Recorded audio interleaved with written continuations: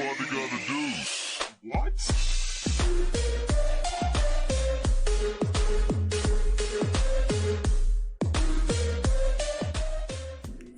Hey guys, welcome to another video.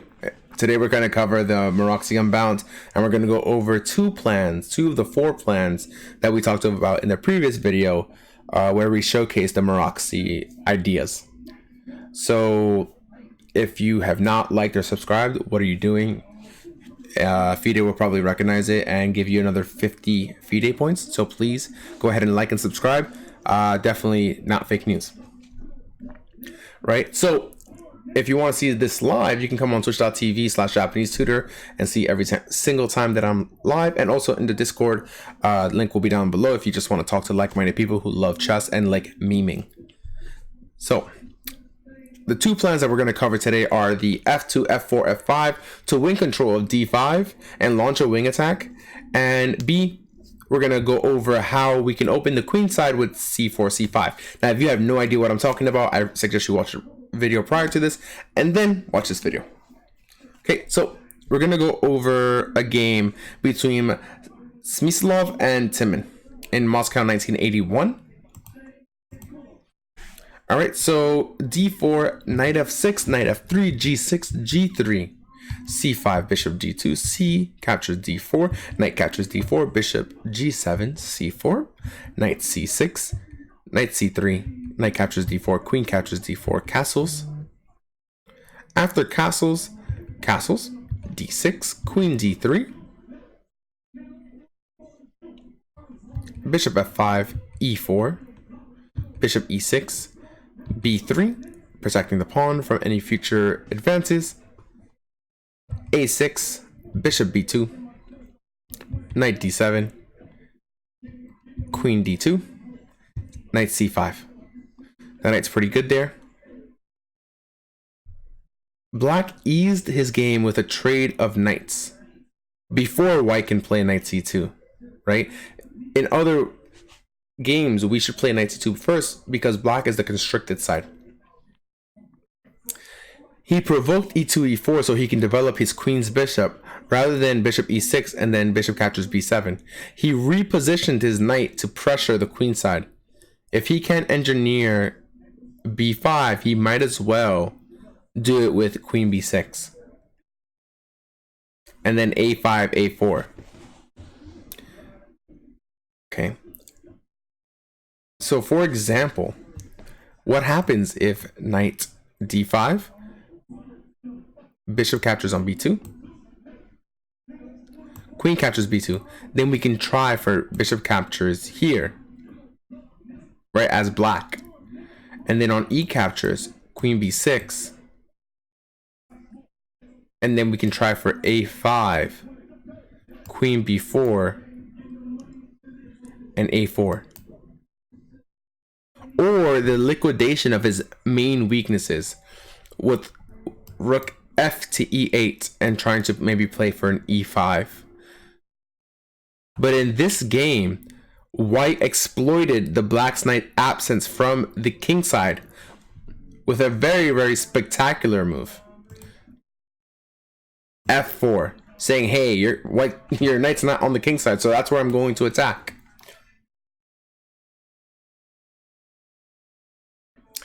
So black thought he could allow F4, F5 and played rook C8. But we're going to play F5 anyways. And on bishop D7, this invited this amazing move. And I need you to ingrain this into your brain right now because this is such a spectacular move. F6, the pawn sacrifice. Right? What happens? You say, if bishop captures. Right? If bishop captures, black has nothing to defend his king. So we are going in there. Right? Rook captures F6, E captures F6, knight D5. We are in there and nobody can stop us. Yeah, we sacked in exchange. So what? We're getting all the compensation in the world. There's nothing to protect the king.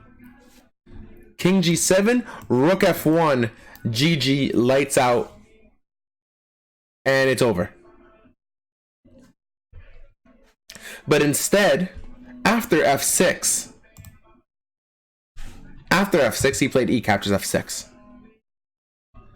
And then we play knight d5 anyways. This kind of reminds me of a little Nejmadinov game where he kind of makes all of, I think it's Chernikov's pieces useless. And the one where he sacks his queen. So, knight d5, f5. The long diagonal proved to be fatal after e captures on f5. Bishop captures on f5. Bishop captures g7. King captures d7. Queen d4 check. f6. And then we play g4. After g4, bishop e6. Knight captures f6. Saying you have to take.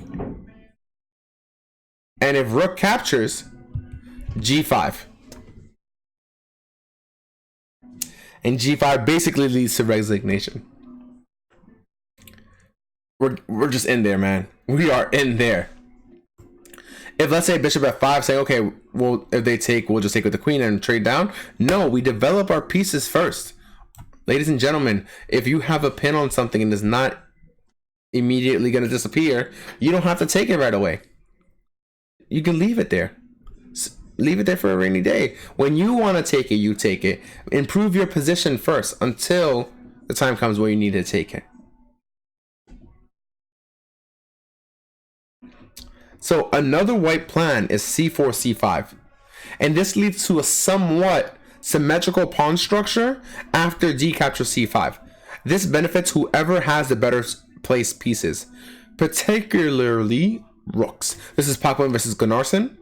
I can't say the name of this place, but it's in 1967. And I'm going to go ahead and load this PGN in. So while I do that, I need you to like and subscribe. Both right now. Don't be a hater. Okay, so this game started c4, knight f6, knight c3, c5, knight f3, g6, d4, c captures d4, knight captures d4, bishop g7.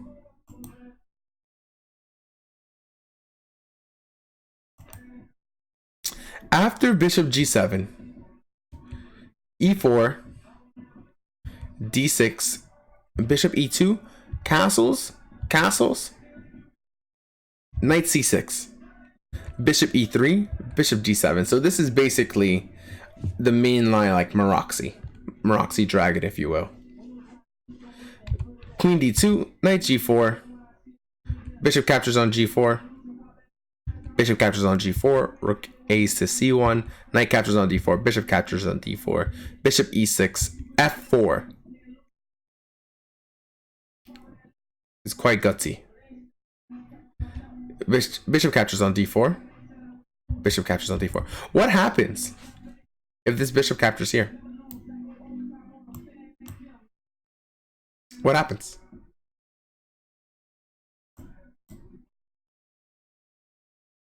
You guys can see the rest, right? If bishop captures f1, bishop captures f8, and this bishop is way too good here. Bishop c4 is just GG. Okay, and if what happens if they just take, and check, right? So we do not want that. That's why the bishop cannot capture on c4. So captures on d4, captures on d4. And then queen to c8, b3, and then f6. Now f5 becomes unclear after g captures f5, e captures f5, bishop captures f5, and then knight d5, right? Usually we want to play f5 to gain control of d5. But the better plan is just to play knight d5. And then if captures on d5, we capture with the queen. Thank you so much for the follow. I appreciate you.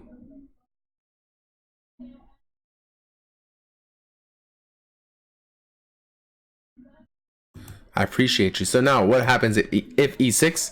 Obviously, we're just going to take. So basically, now you have to move, and my queen is in there. And welcome, Destroyer. I see you.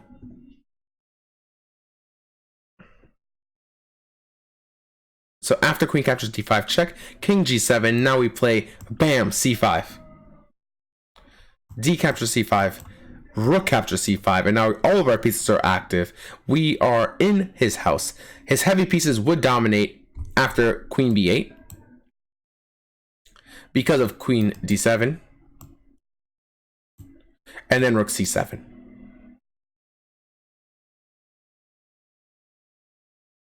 So black managed to confuse things with e6 instead. So let's go back. So after rook c5, e6. Confusing everybody, even me.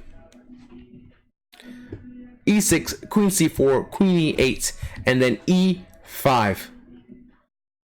This was strong because if f captures e5, rook captures e5, and the e pawn would be doomed. There's no way to protect it, and if you try to protect it, you are just gonna lose the game. Okay. So after f5, basically black is close to paralysis. None of his pieces can move.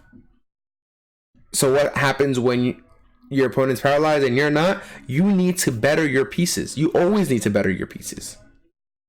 Rook d1. I didn't even have to see the text for that. I knew that. You always have to better your pieces. When your opponent is paralyzed with your pieces, try to get your pieces to active squares. Rook f7, rook d6, attacking the pawn. And black set up a trap with rook d8. He was hoping for queen captures e6. He was like, oh man, I wish he can just capture e6. He was hoping for queen captures e6. So queen captures e6, queen captures e6. Captures here. And then we would play rook d2.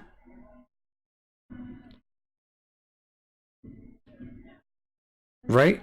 But no. No. Why would we do that when we have much better? Rook c7. End the game with the pin. All of his pieces are paralyzed.